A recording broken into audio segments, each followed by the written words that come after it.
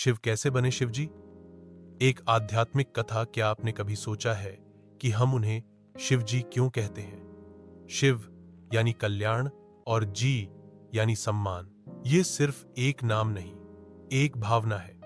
एक ऐसा भाव जिसमें विनाश भी है और करुणा भी। सृष्टि की शुरुआत में जब ब्रह्मा जी ने सृजन आरंभ किया, तब कुछ संतानें तपस्या में लीन हो गईं, पर सृष्टि आगे नहीं बढ़ी। ब्रह्मा की व्याकुलता से एक अद्भुत तेज प्रकट हुआ। वो तेज था रुद्र। रुद्र न तो देवता थे न असुर। वे उग्र थे, क्रोधित थे, पर भीतर एक गहरी चेतना थी। ब्रह्मा ने उन्हें तपस्या का आदेश दिया। रुद्र हिमालय की गुफाओं में चले गए। वर्षों तक उन्होंने ध्यान साधना की। जब वे लौटे, उनका तेज शांत था, नेत्रों में करुणा थी। वे अब केवल रुद्र नहीं थे, वे शिव बन चुके थे। पार्वती, जब प्रेम ने शिव को पूर्ण बनाया। सती के देहत्याग के बाद शिव ने संसार से मुंह मोड़ लिया। उन्होंने वैराग्य ले लिया और समाधि में लीन हो गए।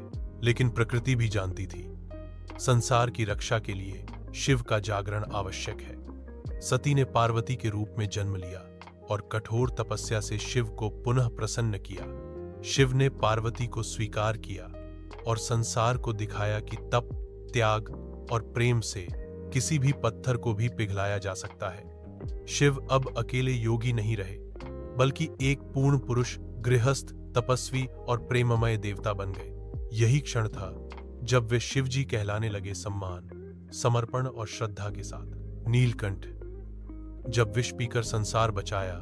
समुद्र मंथन के समय जब हलाहल विष निकला, तब देवता और असुर दोनों घबरा उठे। विष इतना भयानक था कि तीनों लोग संकट में आ गए। तब सभी ने भगवान शिव का स्मरण किया। बिना एक क्षण गंवाए शिव ने उस विष को अपने कंठ में रोक लिया। वो विष गले में अटक गया और उनका कंठ नीला पड़ गया।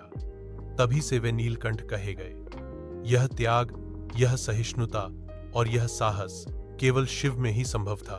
भोलेनाथ, भक्तों के सबसे सरल देवता, शिव जी को विशेष पूजन नहीं चाहिए, न कोई भारी तामझाम, बस भक्ति चाहिए। एक बेलपत्र, थोड़ा सा जल और सच्चे मन की भावना, बस शिव प्रसन्न हो जाते हैं। उनका स्वरूप भले ही भयंकर हो, त्रिनेत्र, जटाजूट, गले में सर्प, लेकिन हृदय से वे सबसे भोले हैं। इसलिए तो उन्हें भोलेनाथ कहा गया है। तांडव, जब शिव ने ब्रह्मांड को नचाया, जब सृष्टि असंतुलित हो जाती है, तो शिव तांडव करते हैं, नृत्य जिसमें सृजन भी है, विनाश भी। वह नृत्य ब्रह्मांड को पुनः संतुलित करता है।